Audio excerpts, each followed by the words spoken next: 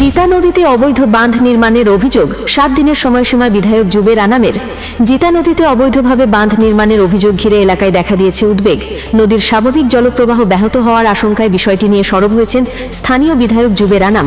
অভিযোগের বিষয়টি গুরুত্ব সহকারে নিয়ে সংশ্লিষ্টদের বিরুদ্ধে ব্যবস্থা গ্রহণ এবং নদীর স্বাভাবিক প্রবাহ নিশ্চিত করার জন্য 7 দিনের সময়সীমা বেঁধে দেওয়া হয়েছে বলে জানা গেছে। নদীতে অবৈধ বাঁধ নির্মাণের ফলে জলপ্রবাহে পরিবর্তন, কৃষি জমিতে প্রভাব এবং বর্ষাকালে জলাবদ্ধতার আশঙ্কা রয়েছে বলে স্থানীয়দের মধ্যে উদ্বেগ তৈরি হয়েছে। বিধায়কের এই হস্তক্ষেপের পর এখন নজর থাকবে 7 দিনের মধ্যে প্রশাসন ও সংশ্লিষ্ট কর্তৃপক্ষ কী পদক্ষেপ নেয় এবং জিতা নদীর স্বাভাবিক প্রবাহ কতটা নিশ্চিত করা যায়। জিতা নদীর এই ঘটনায় পরবর্তী আপডেট ও বিস্তারিত প্রতিবেদন পেতে চোখ রাখুন জনতার আওয়াজ পেজে। যারা যারা ইলা বানাইয়া রাখছো তারা ইমিডিয়েট নিজে খুলিল এটা, কিন্তু যারা যারা করছো তারা অ্যারেস্ট করে।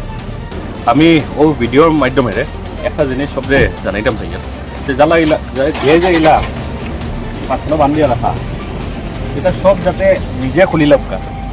যদি নিজে খুলুন না, কারণ এবার খালি আমি অ্যাডমিনিস্ট্রেশন ফাটাইয়া খালি একবার খালি বাঙ্গাইতাম না, কারণ একবার বাঙ্গাইলে পরের দিন আবার গিয়ে কেউ বানাইব। যারা যারা ইলা বানাইয়া রাখছো তারা ইমিডিয়েট নিজে খুলি লবকা এটা, কারণ না হইলে আমি অ্যাডমিনিস্ট্রেশন দিয়া তো বাঙ্গানি তো করাইমু, এটা তো একদিনের কাজ। কিন্তু যারা যারা করছো তারা অ্যারেস্ট করে। দুই একজন প্রতাপশালী মানুষে আইয়া এখানে করিয়া নিজের ফায়দার লেগে নিজের প্রফিটর লেগে বাকি আস্তে এরিয়ার মানুষরে অসুবিধার ফলাই। যারা যারা ইলা বানাইয়া রাখছো তারা ইমিডিয়েট নিজে পার্সোনালি আইয়া, আমি এক সপ্তাহ সময় দিয়া রাখছি। এক সপ্তাহ সময়ের ভিতরে যারা যারা ইলা করিয়া রাখছো নিজে ইয়া খুলুকা।